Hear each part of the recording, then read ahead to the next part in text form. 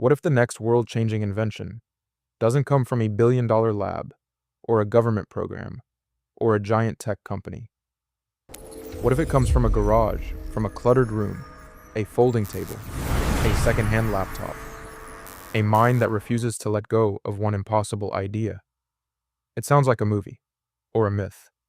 The lone inventor, building the future in secret while the world laughs. But here's the real question. Could a garage inventor really still change the world? Not in the 1970s, not in the age of cheap legends and startup folklore. Today, right now, in a world dominated by corporations, patents, supply chains, AI, investors, regulations, and giants with armies of engineers. Does the garage inventor still have a chance, or is that dream already dead? Part 1. The Garage Myth. We love the garage story. It's simple, romantic, powerful. A person with almost nothing, working alone, ignored by the experts. Until one day the world finally notices, and sometimes that story is real. Some of the biggest names in technology began in humble spaces: garages, sheds, basements, dorm rooms, tiny workshops. Not because garages are magical, but because almost every revolution begins in a place that looks too small for it. That's how ideas work. At first, they don't look important. They look awkward, cheap, embarrassing, incomplete. A new idea rarely arrives polished. It begins as a sketch, a broken prototype, a pile of doubts held together by stubbornness. So yes, the garage inventor has always symbolized something bigger than a room. It represents the moment when a human being decides, I'm going to build this anyway, even if no one believes in it, even if there's no budget, even if there's no permission. But the myth can also be misleading, because people remember the garage and forget everything that came after. They forget the years of failure, the friends who helped, the lucky timing, the hidden support, the manufacturers, the partners, the investors, the sleepless nights, the dozens of versions that didn't work. The garage makes a good headline, but it was never the whole story. So if we want an honest answer, we have to separate fantasy from reality. A garage inventor is not powerful because they work alone. They're powerful because they can start. Part 2. Why small inventors matter. Big organizations are powerful. They have money, data, talent, manufacturing access, legal teams, distribution, speed at scale. But they also have weight, and weight changes how you move. A giant company cannot easily chase every weird idea. It cannot bet everything on strange experiments. It cannot always risk looking foolish. Small inventors can. That is their advantage. A garage inventor can obsess over something everyone else ignores. They can go deep on one strange problem. They can build ugly early versions without needing approval from 10 departments. They can pivot instantly. They can take a risk that looks irrational on paper. And sometimes, that freedom matters more than resources, because major change often starts where the experts are not looking. A corporate team may improve what already exists, but an outsider is more likely to ask the dangerous question: what if we stop doing it this way entirely? That question has changed history more than once, not because outsiders are smarter than everyone else, but because they are free enough to be wrong. And being free to be wrong is often the first step toward being revolutionary. Part 3. What a garage inventor is really up against now for the hard truth. Changing the world from a garage is possible, but it is not easy. In some ways, it's harder than ever. Today, the lone inventor faces problems that earlier generations barely imagined. Even if your idea is brilliant, you still have to survive reality. You may need funding, you may need rare materials, you may need manufacturing, you may need software, hardware, branding, regulation, testing, packaging, marketing, and legal protection. If your invention touches medicine, transportation, energy, finance, or communication, the bar gets even higher. Then there's competition. You are no longer racing one company in your city. You are racing the entire connected world. Someone on the other side of the planet may be building something similar. A giant company may copy your direction once they notice traction. A patent may already exist. A key part may be expensive. A platform may change overnight. And perhaps, hardest of all, most inventions do not fail because the inventor is lazy. They fail because invention is only one piece of the puzzle. Building something is one challenge. Getting it into the world is another. A garage inventor today doesn't just need a breakthrough. They need a bridge from idea to prototype, to proof, to trust, to adoption. That bridge is where most dream projects collapse. Not in the moment of inspiration, in the long middle. The part nobody celebrates. The part where you keep going even when the world gives you no applause. Part 4. Why the modern garage inventor may have more power than ever. And yet, this may also be the best time in history to be a garage inventor. Because while the world has become more complicated, the tools have become more accessible. A century ago, building advanced technology required access to elite institutions. Today, one person can learn from world-class tutorials online. Prototyping tools are cheaper. Components are easier to order. Software is more available.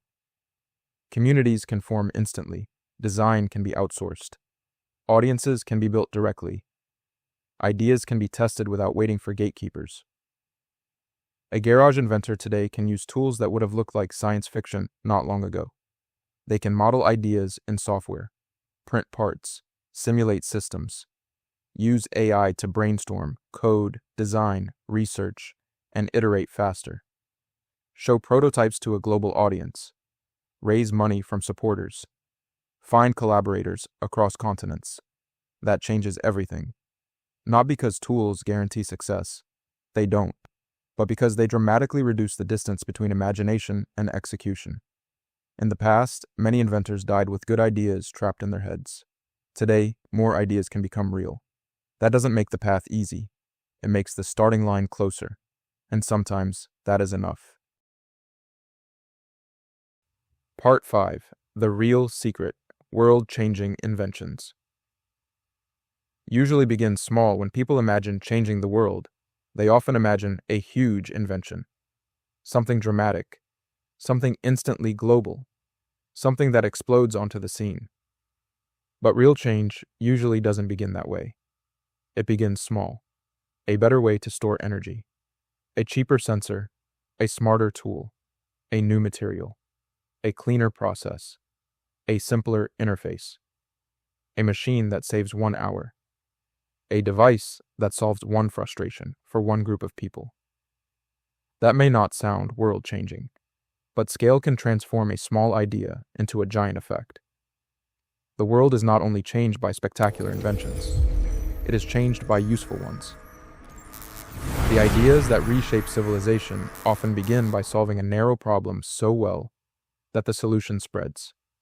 And this is exactly where a garage inventor can win. Not by trying to invent everything, not by trying to outspend giants, but by solving one real problem so clearly, so cleverly, and so persistently, that the world cannot ignore it forever.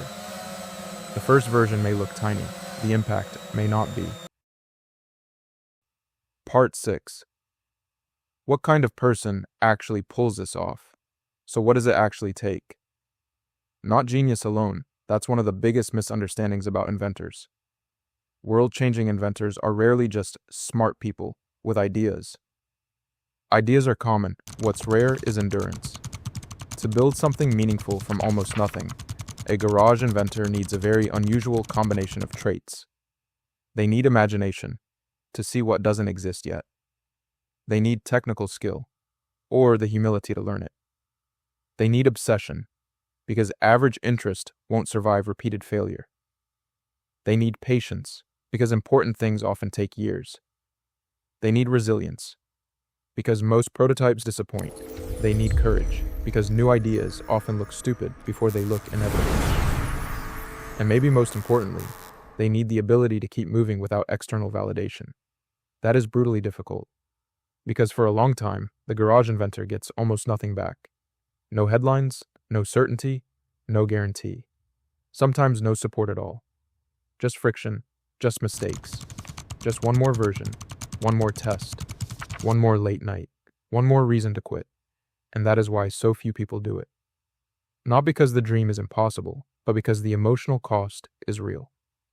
A garage inventor doesn't merely build machines, they build belief, and they often have to build it alone. Part 7. The thing that actually changes the world. Here's another truth we often miss. An invention does not change the world when it is invented. It changes the world when it is adopted. That means the real challenge is not only technical, it is human. Does it solve a real problem? Can people afford it? Will they trust it? Can it be manufactured? Can it spread? Can others build on it? Does it arrive at the right time? A garage inventor can create something brilliant and still fail to change the world. Not because the invention lacked value, but because value alone is not enough. Timing matters, communication matters, distribution matters, partnership matters, persistence matters. The greatest ideas in history did not win by existing. They won by surviving long enough to matter. That is why changing the world is not one moment of brilliance. It is a chain reaction. The invention, the prototype, the test, the refinement, the story, the support, the trust, the spread. So can a garage inventor change the world? Yes. But not by building a miracle in secret and waiting for reality to reward them. They change the world by building something real, then fighting for it to live outside the garage. Part 8. Why the world still needs garage inventors. Look around. The world is full of unsolved problems. Energy is still messy. Healthcare is still expensive. Waste is everywhere. Learning is unequal. Tools are inefficient. Access is uneven. Daily life is packed with friction people have simply learned to tolerate. That means opportunity is everywhere. And big institutions will not solve everything. They can't. Some problems are too small for large organizations to prioritize. Some are too strange, too local, too cross-disciplinary, too early, too unpopular. That leaves room for outsiders, for tinkerers, for stubborn builders, for people who notice what everybody else steps over. The world still needs garage inventors because the future is not built only by systems. It is also built by individuals who refuse to accept that good enough is good enough. Some of them will fail. Most of them, probably. But the few who succeed can bend history. And history does not ask where you started. It asks what changed because you tried. Part 9. So, could one person really do it? So let's answer the question clearly. Could a garage inventor really change the world? Yes. Absolutely yes. But maybe not in the fantasy version. Not as a superhuman genius who does everything alone. Not in a neat cinematic montage. Not without struggle, help, luck, timing, skill, and relentless persistence. The garage is not the magic. The mindset is. The willingness to begin before conditions are perfect. The willingness to build before permission is granted. The willingness to stay with a problem longer than other people think is reasonable. That is where world-changing things begin. And in an age where so many people only consume, the person who builds still has unusual power. Maybe the next world-changing inventor is not in a giant headquarters. Maybe they are in a cramped workshop right now, surrounded by cheap tools, half-finished parts, failed attempts, and one idea that won't leave them alone. Maybe they are unknown today. Most world changers are, at first, ending. A garage is just a room, but sometimes a room becomes a lab becomes a prototype becomes a company becomes a movement, and a movement changes the world. So no, the age of the garage inventor is not over. If anything, it may just be evolving, because the future still belongs to people willing to build it before everyone else sees it. And maybe that's the real spark behind every great invention. Not resources, not status, not permission. Just one person saying, I think this can be better. If you enjoyed this video, subscribe to Spark an Idea for more big questions, bold possibilities, and future-shaping ideas. And in the comments, tell me this. What problem do you think a garage inventor should try to solve next?